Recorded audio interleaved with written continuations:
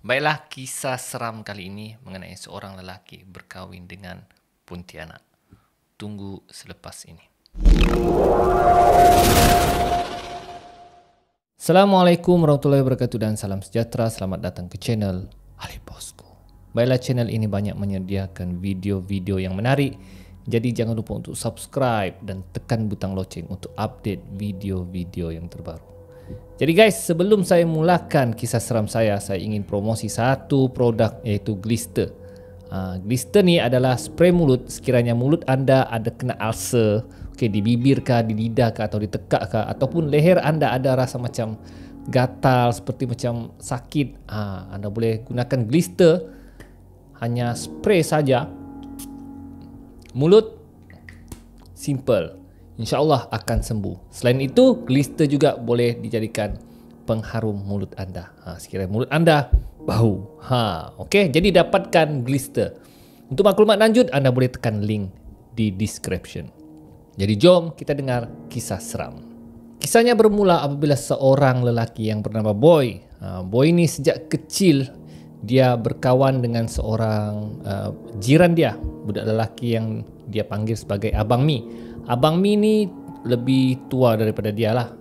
Jadi si Boy ni tinggal di kampung tu ikut ayah dia sebagai seorang guru.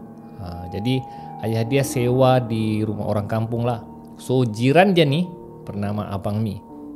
So Abang Mi ni lah yang dia anggap sebagai abang dia sendiri.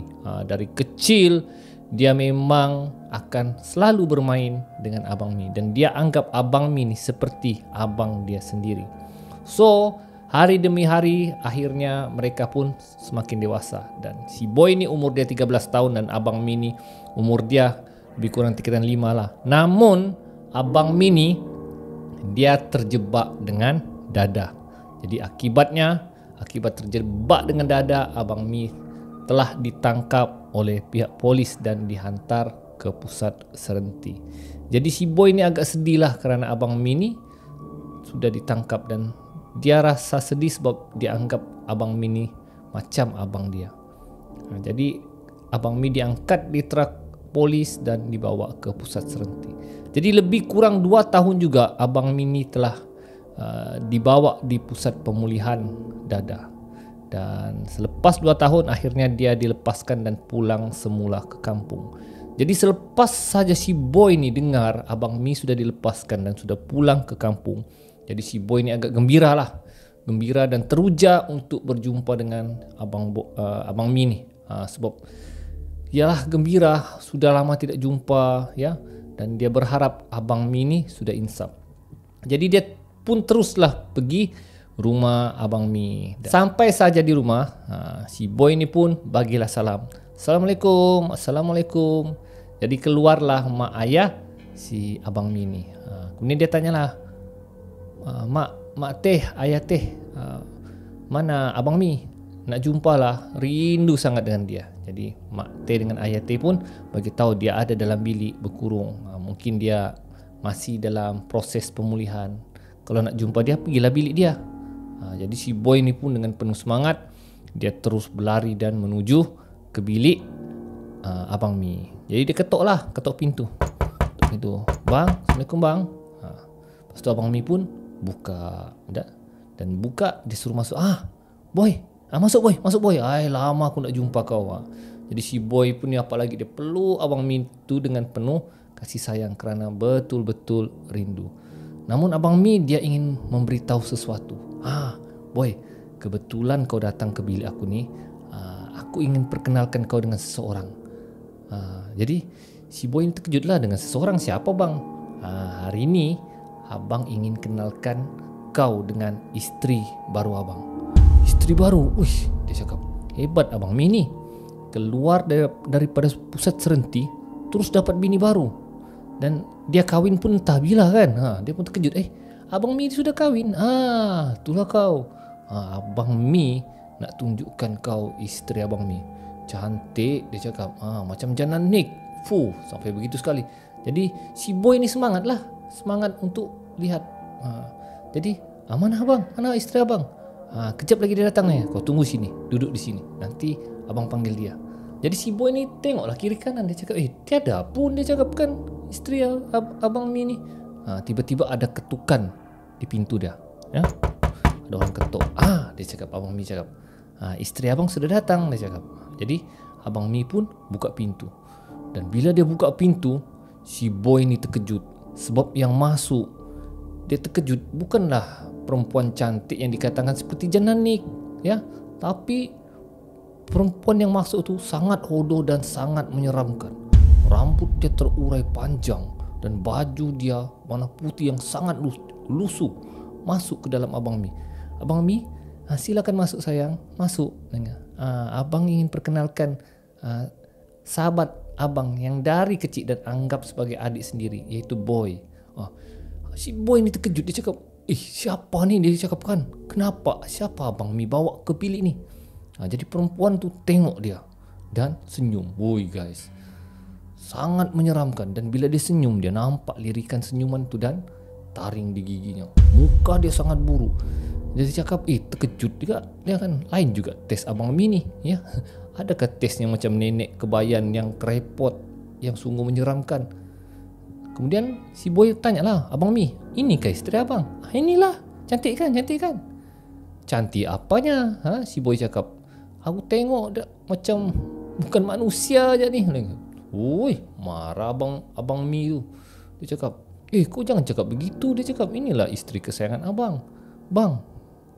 Si Boy cakap lah, ini bukan manusia ni bang. Aku tengok ni macam Pontianak siap. Apa lagi? Marah yang isteri Abang Mi tu, yang Pontianak tu marah. Dia terus pergi menuju ke tempat si Boy. Si Boy apalagi terkejut lah dan berteriak, Mak Teh, Ayah Teh. Terkejut Mak Teh dan Ayah Teh berlari menuju ke bilik si Abang Mi. Menarik. Dan tanya, Boy, kenapa Boy? Apa hal kau ni Boy? Mak Teh, Ayah Teh, tengok ni, tengok Abang Mi. Dia bawa siapa ni? Mak Teh dan Ayah Teh tengok, siapa? Tak ada siapa pun dalam bilik ni. Abang Mi sialah. Tak. Abang Mi bawa Pontianak ni. Mana ada? Ayah Teh dengan Mak Teh tak nampak ni. Abang Mi agak marah lah. Kau jangan cakap-cakap sembarangan Boy, nanti aku tumbuk kau.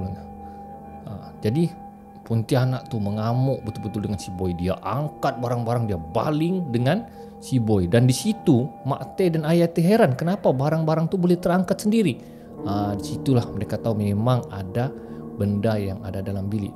Dia panggil si Boy, Boy, pergi panggil Ustaz. Pergi panggil Ustaz di rumah sebelah. Memang tak betul si Abang Mi kamu ni. Entah siapa dia bawa balik rumah, siapa bini dia. Apalagi si Boy menyelit terus keluar rumah, ya, keluar dari rumah tu dan pergi terus menuju ke rumah Ustaz, ya.